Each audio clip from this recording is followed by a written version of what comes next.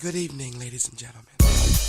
Alright, so this is a no education podcast. Alright, welcome back, ladies and gentlemen, yet again. As always, I am your host, Noved. It is Thursday morning, February the 15th, and I hope everybody is doing all right. Hope everybody had a good Valentine's Day yesterday, ladies and gentlemen. I know there's a lot of single people who go, fuck Valentine's Day or fuck this, and bro, here's what you do. Here's the key. If you have the time. If you don't have the time, fuck it. It's Wednesday. Everybody should be at work anyways. But if you have the time, this is for next year. If you're single next year, grab a homeboy or grab a homegirl or homegirl, grab a homegirl, whatever, and say you're a couple and go get that discount. Hey, bro, take advantage, bro. Take advantage, man. It don't always have to be just about lovey-dovey shit. Go get that fucking discount. Go get that mani-pedi discount, homeboy. Oh, shit. But yeah, like I said, I hope everybody was having a good day. The weekend is rapidly approaching. Hope everybody had a good, safe work week. We have the UFC 298. Can't wait to get into that. That's going to be a good one. Also, I do want to give my thoughts on the Super Bowl. I know we didn't talk about it yet, but before I do give my thoughts on that Super Bowl, I want to, say rest in peace. I believe there was only one person, as of my knowledge right now, who passed away during the stupid ass, senseless shooting at that Kansas City parade, bro. Fucking idiots. I can't. What the fuck? You know what I'm saying? Can we not have anything nice? Can we not just live without that type of fear? We got enough bullshit of just stepping out, you know what I'm saying, during the day. Can we just have some shit like that? I'm not a fan of either team. I'm not a fan of whatever, but shit, bro. Damn. Well, yeah, rest in peace to that person. And I hope that motherfucker or whoever did the shooting, because I didn't really look into it. For those of you who don't know, I don't really get too much on social media anymore. It is bad. So if you are listening to me and if you're a faithful listener, hey, man. Thanks to you. Down to the nitty-gritty. I appreciate that. But last week we also did have the unveiling of the Kobe statue, which shit, man. 3 statues. There's people who get their jerseys retired. They get multiple jerseys retired. Kobe has 2 retired. Shaq will have 3. Right? LeBron will probably have 3. And a statue immortalizes you in not just on your franchise or your sport, but just in sports in general. In front of Staples Center, you have all the the statues. If you never been to Staples Center, or I guess now I'm gonna call it the Staples Center, kids. If you guys don't know what Staples Center is, it is the crypto.com arena, but I'm never gonna call it the crypto. I'm calling it Staples, bro. That's the house that Kobe built. Come on, bro. It's Staples. If you've never been to go see any of those statues, just go, bro. Make a day. It might be a little bit packed now because the Kobe one, I still have not gone to go see it. I will probably go try and see it this weekend, but, my love for Kobe has always been, with me. The only time I did go out of my way to, make it to a type of thing was, 1, all the Laker parades, and 2, the day that Kobe died, and I do like that. I do like that he's getting 3 statues, man. This immortalizes him, and you guys could talk whatever you want. Say maybe I'm biased because I'm a Laker fan and a Kobe fan, the biggest, one of the big, Kobe's my top guy, and I think this puts him firmly on top of the GOAT. Like he's the greatest of all time. Oh, because he died. Oh yeah, that too, bro. Kobe will live on forever. We will never see an old Kobe. Think about that. Think about all the great things that he did for the sport and just outside of the court. Think about that, bro. And now the man gets 3 statues. It sucks that it's 3 because of why he gets the 3. It sucks, but it's immortalized, bro. And people are saying, oh, well, LeBron could get 4. Okay. I'll go. If LeBron gets 6, it'll never top this right now, bro. One of the 81-point game, the first one, which Kobe did pick, and I like that. That's cool. That is cool. There was a lot of speculation on what would the statues be. Personally, I would have liked the dunk, the Kobe dunk with the 8 with the fro, but he chose the 81, and I feel like that, if he did choose it, yeah, then everybody needs to shut up, including myself. And I feel like that was the most on fire he was, like ever. People talk about the number 8 Kobe versus the number 24 Kobe. I think that summarizes it. I think the number 8 Kobe was just what do you want to call it? A tenacious scorer, the deadliest scorer, the best scorer. And he's going to kill you. And he will strike no matter what. So I think that does kind of emulate what the number 8 Kobe did. But hey, that fro dunk, I know you guys know what I'm talking about. That fro dunk is, that's a legendary shit too, bro. That will always be my mini statue. And then you got the 24 statue coming up, which, there's a lot you could do there.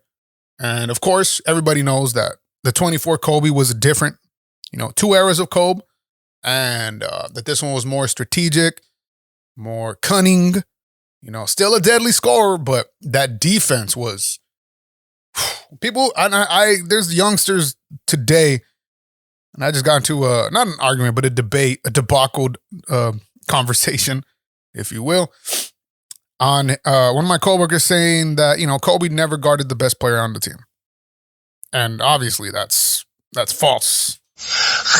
Obviously that's false. Kobe was one of the greatest defenders of all time, one of the greatest players, if not the greatest player of all time in my book.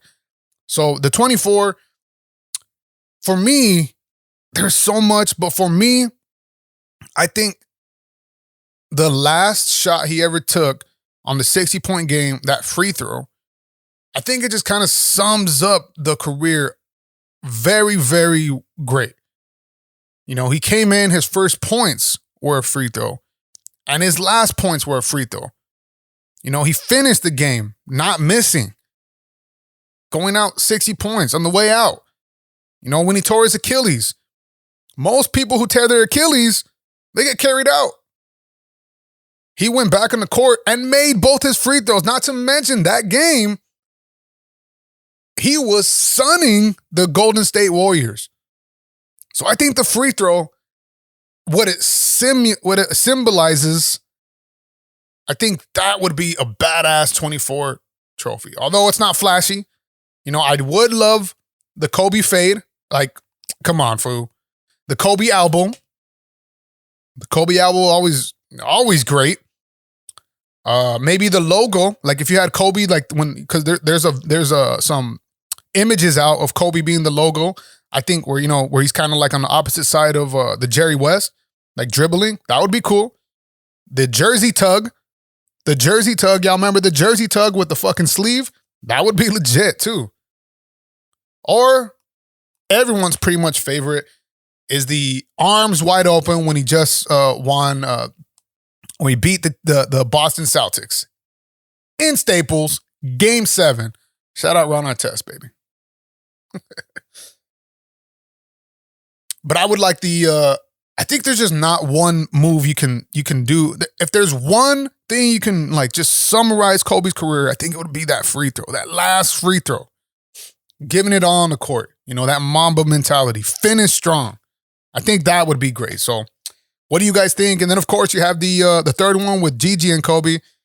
That one, I mean, I don't know. That one, I don't know. That is up to the family, and I will be happy with whatever they do.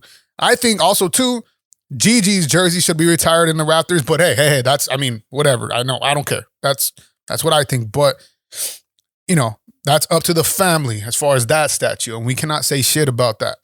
The one thing I can say, though, is on the day of the Kobe Day, the unveiling, there was a lot of people, and a lot of people talking to me about it too, were saying like why are there going to be another Gigi and Kobe statue when there is one already? All right. Now, they're referring to the statue, I guess, and I've never seen it, and I don't want to see it. They're referring to the statues, I guess, at the crash site. Now, I do not like that statue, and I do not like that place. Why? You got to remember it happened. Yeah, I don't want to remember it happened. Fuck that place. And honestly, like there's nothing to do with the people living in Calabasas or wherever that happened. But to make that a tourist attraction and to make that a remembrance, like, hey, maybe you could have like a plaque. Put a plaque or something. Because only putting a Gigi and Kobe statue at that spot, it don't only disrespect like, hey, there was death here, but it disrespects the other people who died. There should be a plaque, just a plaque. No, I haven't seen it. I don't want to see it. I don't know. I don't like death like that. And especially when it comes to Kobe. So I don't consider that a Kobe statue. Kobe statue is all over LA. It's the murals. It's the little kid crumbling up a paper and shooting a Kobe. Ain't nobody say Curry. Not hating on Curry, bro. Not hating on Curry, but I'm just saying, bro. That's what that is, bro. So, yes, I get heated. Yes, I get emotional when it comes to this. Only because you got to remember, bro. Dudes my age, a little bit older, just a little bit younger, and like that little era in the time of Kobe, in the time of Kobe Bryant, bro. We lived through that time, and it was just one of the best eras of basketball being played. And I'm gonna be real, I don't watch basketball no more. I'm a Laker fan, yes, but I can't say I'm the huge Laker fan anymore. And it all started the day Kobe died. Real shit. 100%. Basketball just became dull for me. And this is I talk sports, music, but I mainly talk sports in this podcast. And I'm here to tell you, basketball has become dull for me the day Kobe died.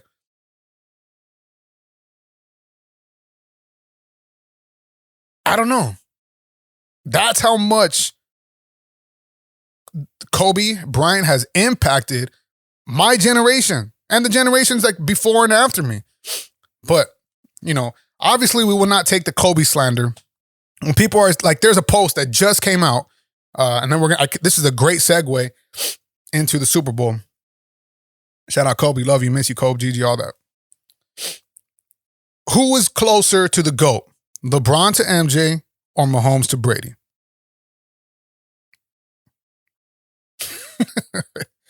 So what? Where's Kobe? Because last time I checked, Jordan himself, the GOAT, y'all GOAT. And of course, a lot of people are going to say, no, LeBron's our GOAT. Yeah, but whatever, stick to that. But the majority of the basketball society, if you will, they claim Jordan to be the GOAT. And Jordan himself says that Kobe is better because he copied all his moves. And even if he didn't say Kobe is better, he is the closest thing to Jordan.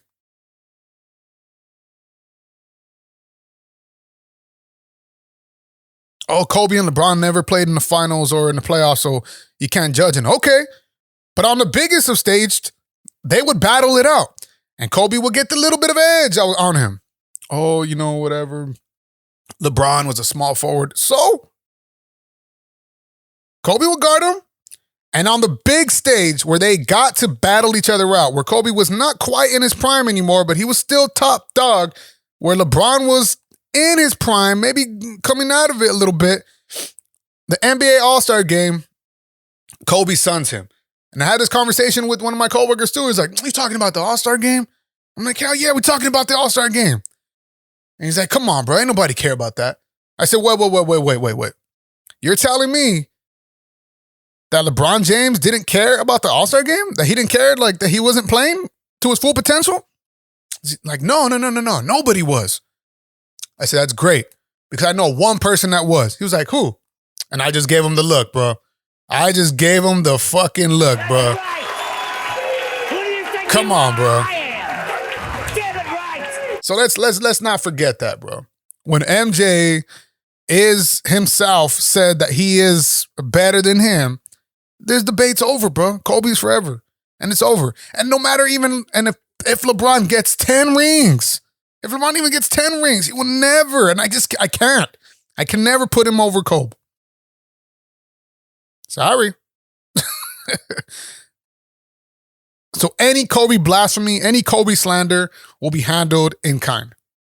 Because it is what it is, bro. You know what it is. But is Mahomes, so who's closer? Kobe to, Kobe's the GOAT. MJ and LeBron, Mahomes to Brady. After this championship Super Bowl win, that was honestly one of the best drives I've seen. Not the best drive and not the best game. It was actually a bad game. It was actually a bad game with a dope finish, right? It wasn't the best drive, but it was great. It was greatness. To see Mahomes have his 3-2-1 moment, I think that solidifies him above every other quarterback under Montana, Brady, and that might be it. I don't know. With all the outside shit that went on, you got the Taylor Swift, you got the script, you got the this shit was rigged, the refs are helping them.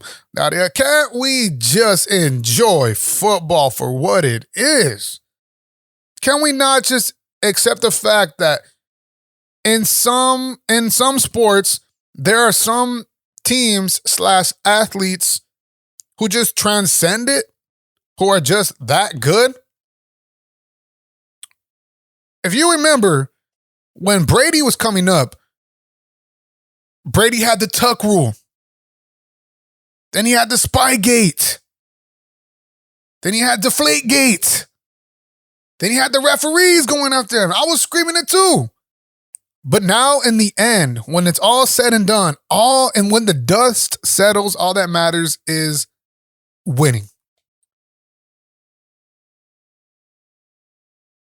So yes, I think Mahomes is closer to Brady than LeBron will ever be to Jordan. Yes, 100%. 100%. Basically, a lot of it too has to do with the mentality, the killer mentality. We all know Bron don't got that. I know. Go ahead. Come on.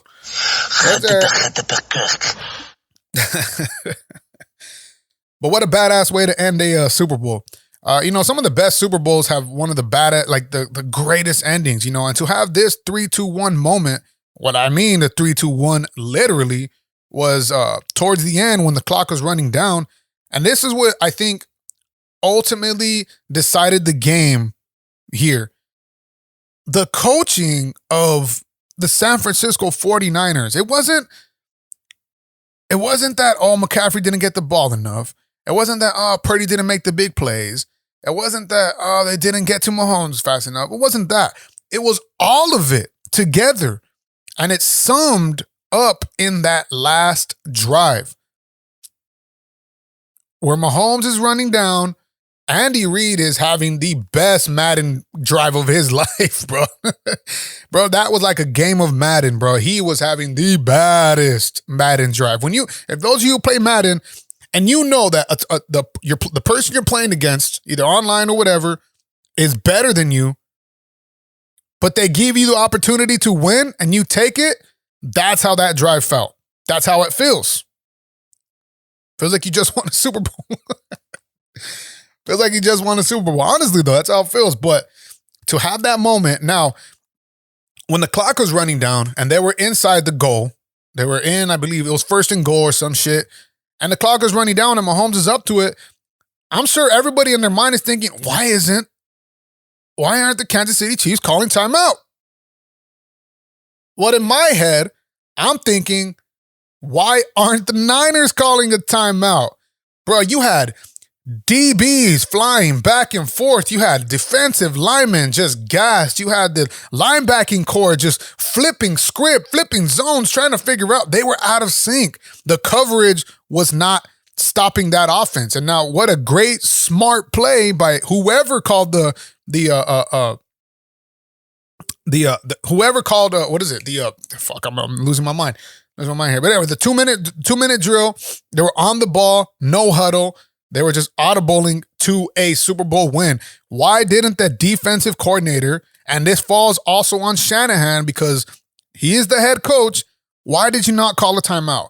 Now, if you would have lost the game, you call a timeout, and if you would have lost the game on a Mahomes running in or a spectacular play or just a wild drawn-up play after the timeout, then whatever. I think you could sleep good knowing, hey, we tried. And honestly, it was a bad game by Shanahan. It was a bad game overall by the coaching staff for the Niners, But that is where I think Shanahan folded. And now, after everything, let's not forget this. These two teams made it to the Super Bowl. They're the two best teams in the league. Now, everybody wants to call Purdy a fraud. Shout out to my boy Gamma. They want to call Purdy a fraud? Why? They want to call McCaffrey not that guy? Why? They want to call Debo a crybaby? What? They want to call Shanahan a horrible coach. Are you kidding me? Had the flip script, had there been just one more fumble or one more interception or Niners don't go for the field goal on an overtime or Moody makes that extra point that doesn't send it to overtime, had just something small happen, the flip would have been script. Yes, the flip would have been script. The script would have been flipped. For those of you guys who don't like wordplay. The script would have been flipped, bro. Absolutely. It would have said, is Andy Reid done? Is this the Taylor Swift curse? Mahomes didn't deserve to be there and it showed. It's shit like that. Shit like that. And now I can't sit here and say what if, and if it didn't, and if that. No, what I can only talk about is what happened, is the facts, is what went down. And what went down was actually a horrible game. A good defensive game, but there was a lot of turnovers, a couple fumbles. There was a couple bad play calls by each coaching staff, What that tells me, all that tells me is that, these teams did do their homework. So you got to give props. And it just feels bad for the Niners. It feels worse for the Niners because this was the team that was supposed to do it. This was the Mahomes killer team. This was the same squad that they went with a better running back, probably the best running back in the league. And you didn't hand him off the ball the majority of the game. You didn't make him the factor in the game. Granted, Purdy played all right. He played good. I mean, he didn't lose you the game, but he didn't win you the game either. And throughout the whole playoffs, for some reason, it seemed like Shanahan was trying to get Purdy to be the MVP or something, trying to make him out to what he's supposed to, he was trying to make him the hero. When you have a real super fucking freaking hero, a superhuman named Christian McCaffrey, named Deebo Samuel, named George Kittle, and Brandon Ayuk, you have superhuman people with superhuman abilities. And you didn't utilize it all season long. Now, granted, these are NFL defenses. The Kansas City Chiefs, they played a good game, bro.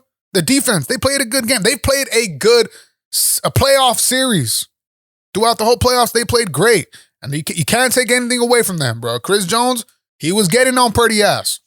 Let's be real. He was getting on Purdy's ass. You can't take anything away from that defense. And the Niners had lost some questionable games. They lost that big game against the Baltimore Ravens, which, was kind of an eye-opener. They lost that game earlier. They had a 3-game losing streak, where I guess it may have had a blueprint to beat that team. But in the Super Bowl, you're not going to give your best players the ball in most crucial moments. That is something that I cannot look over by Shanahan. I'm not saying he's a horrible coach. I think Shanahan is a great coach. He is one of the best. He's probably the best coach in the league. I mean, people are, whatever, say whatever you want. I think for him to develop this team, get trades to get, these type of players, to develop Brock Purdy, and it just kind of it's frustrating to see. It's frustrating. I'm not a Niner fan. Not a Niner fan. I just like good football and I hate bad football.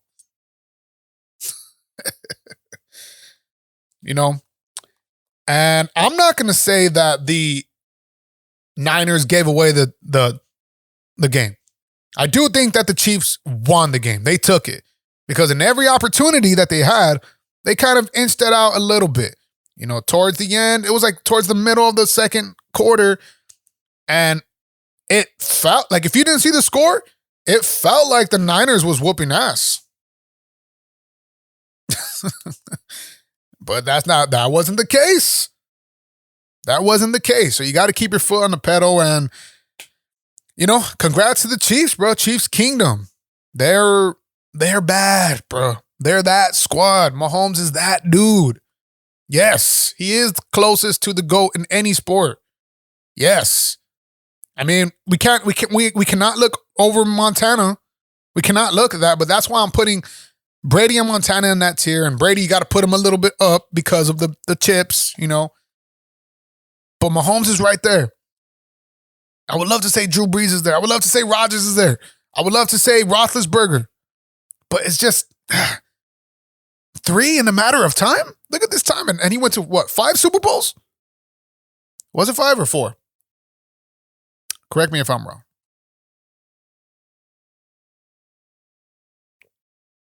But like I said, it is what it is. And yes, I would love to go over this season again with someone. I'm going to try to have a couple people on, maybe in a few coming weeks. We'll talk about a little bit of everything. It gets kind of lonely talking to myself, talking to you guys, But of course, I'm recording. I got notes and whatever that I want to go over. And, I kind of want to just freestyle and bounce my head off ideas, So if anybody does want to come on and talk about this season, I am more than with it. But we do have the UFL coming up, and I'll probably watch it. I mean, I'll watch it. What am I going to do, though? Am I going to play fantasy to it? I don't know. Probably not. I am in fantasy basketball right now, but like I said, basketball is, it's different. The one dude who I do fuck with in basketball right now, I fuck with a lot of foods, Kawhi, Luka, definitely Luka, but Anthony Edwards, bro. I think Anthony Edwards is a bad motherfucker, and he stays in the game. Like, he stays in the game. He there's players today. I'm not saying that basketball has gone soft. There's players today who are soft, but there's other players who keep the sport what it's supposed to be. So I'm gonna try to pay attention to that. See what's up with some Kings game as well. LA Kings, baby. Know what I'm saying? So let me know. Let me know if you'd like to come on. Discuss. We'll see. We'll see. All right. Also, this weekend, we finally have a big UFC card. We have UFC 298, Alexander the Great Volkanovski, 26-3, the featherweight GOAT versus the young up-and-coming stud, the badass, 14-0, Ilya El Matador Topuria. Let's go, ladies and gentlemen. Let's get down to the nitty-gritty. All right, so last time we seen Alexander Volkanovski was his 11-day notice. This is how badass this dude is. His 11-day notice. He took an 11-day notice to fight one of the I would say the pound for pound best fighter right now, Islam Makhachev, who is damn near undefeated, who is the lightweight king right now, the heir to Khabib's throne. And yes, we gotta always mention him. Took an 11-day notice to Abu Dhabi in enemy territory and got head kicked and TKO'd. That was the last time we seen him, right? The last time before that, I believe, was the first fight between him and Islam. Correct me if I'm wrong. I'm trying to go through my notes right now, trying to filibust to see if I could grab those notes. Let's see. UFC 298. Let's go to the last fight. Yeah, I believe that was the last fight. No. It was not. It was not. I apologize, ladies and gentlemen. But that was the last time we seen Islam and Volk. It was a TKO. And then Volk, before that, he went back to the featherweight division to defend his title. Ends up TKOing Yair Rodriguez, El Pantera, who El Pantera was supposed to be the heir to the next throne, you know, and he shuts that down. Then before that, it was the Volkanovski Islam Makhachev first fight, you know, and that was kind of the close fight. So now everything's up in the air. Whereas Topuria, he is the dude that is coming up, and he seems like the last ditch effort of this division to beat Volkanovski. You know, you could tell me this is fighting. This is fighting. You know, and there's always going to be different opinions. But I think the most well-rounded fighter, I mean, in this division is Volkanovski. Let's be real. So Volkanovski did have a full training camp this time, as well as Topuria. And I've been watching the embeddeds. And tonight, I believe, is the press conference, and it's going to be over here in Anaheim at what is it? The Honda Center? Yeah, it's the Honda Center. I would have liked to have gone, but you know I couldn't. You know, so this is a close fight. Topuria is one of the baddest fighters just on the roster right now, dude. Dude has a fire under his ass, and it's not like they shot him up. Excuse me. It's not like they shot him up quickly to be in this position. No, he has won, and he has deserved to be in this position. So I'm excited to see it. I am going to take Alexander Volkanovski in a decision. Now, I will remind you guys who I'm going for, who I think is going to win on fight day. I will do that on Saturday. Hold me accountable. But right now, I'm going to have to go with Volk. Topuria is bad as fuck, but I think with a full training camp, I think that Alexander is just too cunning. He's been in there.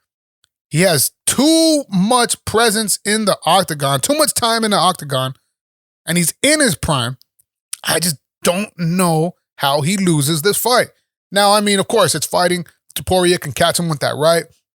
And, you know, it's all said and done, you know. But I do think Volkanovski wins this by decision. Y'all let me know your thoughts. Excuse me, goddamn. Then we got in the co-main event, we have Robert Whittaker versus, this is Bobby Knuckles, baby, versus Paulo Secret Juice Costa. This is a middleweight fight that a lot of people have been kind of glamoring and wanting to see just because of their positions. You know, it's kind of been a merry-go-round between, you know, Izzy, Vittori, Costa, Whittaker, you know, and now you got DDP, who's the champ now. Strickland was in and out that mix. This is a fight that it's not necessarily going to be the next title contender, but whoever loses this fight is most likely out of title contention for a while, because then you got to go through the ringer, and that's a tough thing to do. So we have the last time we seen Robert Whittaker, he was TKO'd by the now champion Dricus du Plessis, and I had called that win. And the last time we seen Paulo Costa was versus Luke Rockhold in a horrible fight. To me, I think, you know, they could blame it on, you know, the high altitude in Colorado, but that was a bad fight. Now, both these motherfuckers are first team all body. Both these motherfuckers have power. If you remember Paulo Costa, before he fought Izzy, he was kind of the boogeyman of this division. You know, they named him the Eraser for a reason. He was starching motherfuckers coming up until he fell to Izzy, and then now he's never really got back on that horse. Robert Whittaker, on the other hand, people deemed him the shadow champ. No, they never called him that. But people have said that if Israel Adesanya was never in the middleweight division or he never fought ever in his life, Robert Whittaker would be your champion. And that's tough to say because it never happened. And you know me, I like to just hold on to factual shit. Whittaker was in and out of that championship contention. You know, his fight versus DDP would have catapulted him again, yet in contention. Ends up losing, so now he has a lot more to gain for this. People are a fan of Bobby Knuckles just because of his upfront mentality towards the octagon, and I think that is what ultimately is going to win him this fight. So I'm going to have Robert Whittaker winning this fight, and I do believe it will be in a TKO. Again, come back to me on Saturday, and I'll give you my full prediction. Let's go, Bobby Knuckles, baby. Next, finally, we have it. And I'm not talking about the fight that we were previously supposed to have. We finally get to see Ian Gary, bro. Now, Ian Gary was supposed to fight Vicente Luque in the last card. There was some bullshit that was going on outside of the octagon, and it has since died over. And, you know, I don't pay attention to a lot of bullshit outside of sports. But I do pay attention to badass fighters and fighters who are actually giving that superstar potential energy, you know. Ian Gary almost checks all those boxes. To me, he needs to win a championship. He needs to win that belt.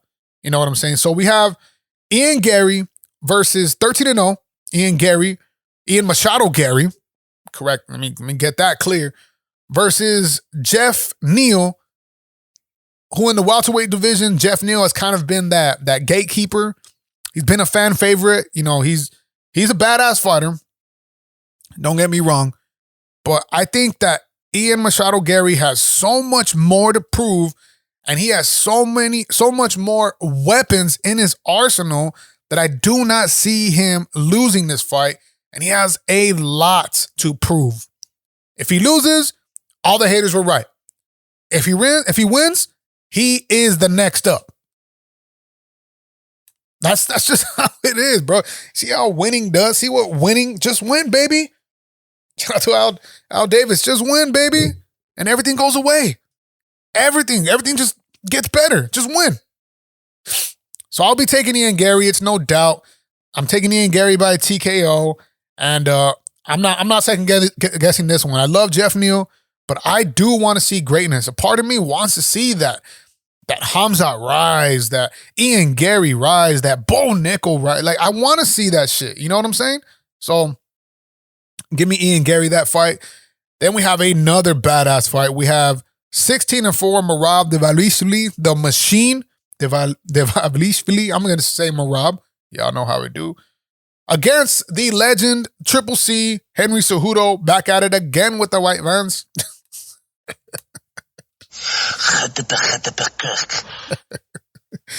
Back at it again in the bantamweight division. If you guys have been paying attention to things that have been going on as far as in the countdowns and the embeddeds, Henry Cejudo did let go of his longtime trainer or coach, head coach, and you know, it's a ballsy move. Ballsy by Cejudo. Very, very ballsy by Cejudo. Maybe, you know, he's going all in, bro. He's putting all his chips in for this next run. And, you know, against a fighter like Merab, bro, you are going to have to. A lot of people are saying, like, you know, the difference in this is Merab's stamina. And I'm going to have to agree. Merab is a fucking machine, bro. His stamina is second to none. His pressure is second to Islam Makhachev. But you know what I mean? He has that factor to shut you down. And some people think that Merab is the best fighter in this division. I kind of think that. You know, I'm a big Cheeto fan, but, you know, it is what it is. Now, going up against Triple C, who had a good performance against Aljo, And Aljo's probably, we can call him the best bantamweight of all time, if I may, I'm not going to argue if he's not, I would like to know facts, But Aljo had a great fight against Cejudo, probably one of his best. And Cejudo coming off of, a 3 years off, I believe he came out of retirement.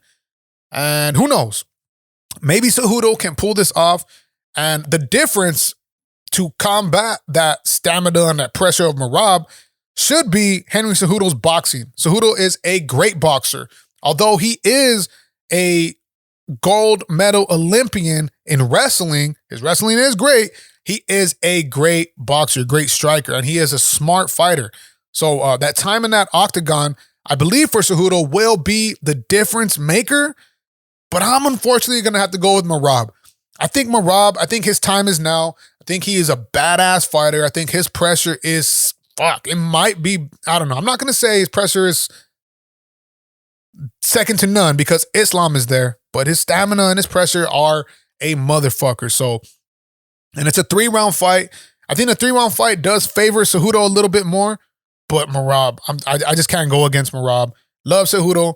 This is going to be a fight I cannot wait to watch. And this is the 1, 2, 3. This is the second fight in this main card. Woo, shit. All right, baby. And then we got to open up this main card. One of the most underrated fights, I believe, in these next few cards, I want to say. We got Anthony Hernandez, 11-2 versus Roman Kopylov, 12-2. Hernandez is the -245 favorite. And I read that fucking stupid. But both these fighters are fucking, they're up and coming to be in that next echelon of top tier fighters in this middleweight. Roman Kopylov is a fighter who I have been following for a minute, just strictly off because when we had our UFC fantasy league, he got me some wins. He got me some points. But the way this dude fights, he fights very smart. He has a great counter, and his stamina is dope. On the other hand, Anthony Hernandez, same shit. These fighters, this is going to be a badass opener. And I wish this fight was a 5-round fight, but it's not. This is going to be a 3-round fight. Although Kopylov is the underdog, I'm going to have to go with Roman because he's just my boy. Now, Anthony Hernandez is a badass fucking striker, badass grappler too. But I will have to go with Roman, and I think I'm going to stick with that all the way up until Saturday. So, obviously, let me know who you got on this fight. This is a badass fight but we also have, some fan favorites on the prelims. We have Amanda Lemos versus Mackenzie Dern. That should be always a good fight. We have the boy Justin Tafa returning to the octagon. So, and I believe Tai Tuivasa was supposed to be on this card, but he canceled. It got canceled, I believe, to an injury. But yeah, bro, can't wait for this fucking card. Can't wait for this fight. And who do you guys got, bro? And supposedly at the press conference, the post press conference of this fight, Dana White's supposed to give his main events, plural, for UFC 300. Now, there's a lot of shit going on, a lot of shit talking on, like what the fuck is going on for UFC 300. Although it should have been the biggest UFC card maybe of all time, I'm not treating it as such. It still should have a great main event, but I'm just waiting to hear before I give my honest reaction. So it is what it is, ladies and gentlemen. Thank you for tuning in yet again. Hit me up on Instagram at Novid Ortiz. Leave a comment, like, subscribe, rate, review, all that, wherever you're listening. And I will catch you guys later. Peace. All right, so this is a No Education podcast.